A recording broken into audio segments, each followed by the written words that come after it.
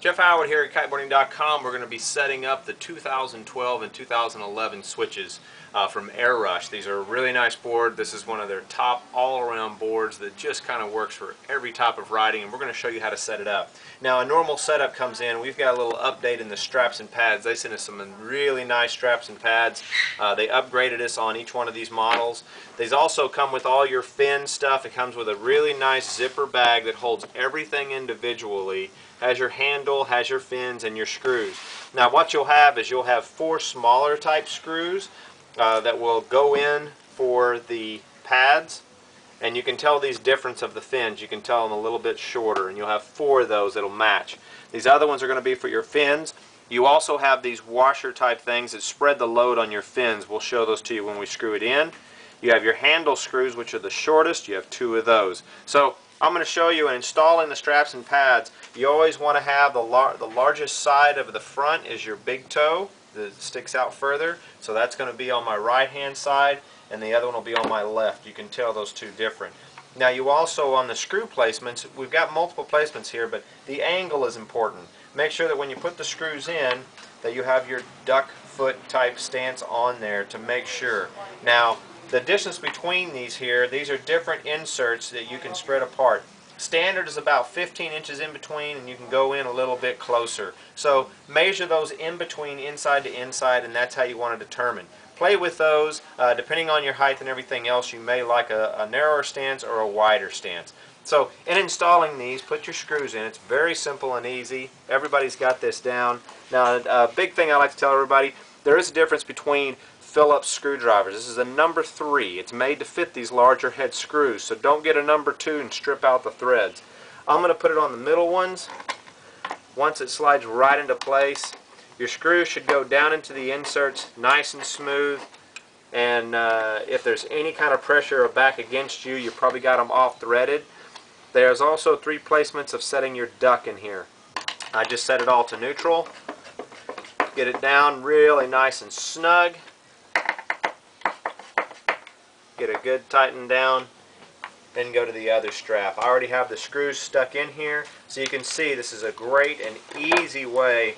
Airush has definitely made it very simple to install everything.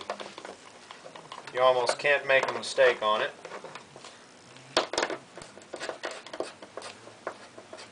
Just makes it easy to put in. So just make sure that you get those good and snug. Alright, now we're going to move to the handle here. Handle is not a big thing.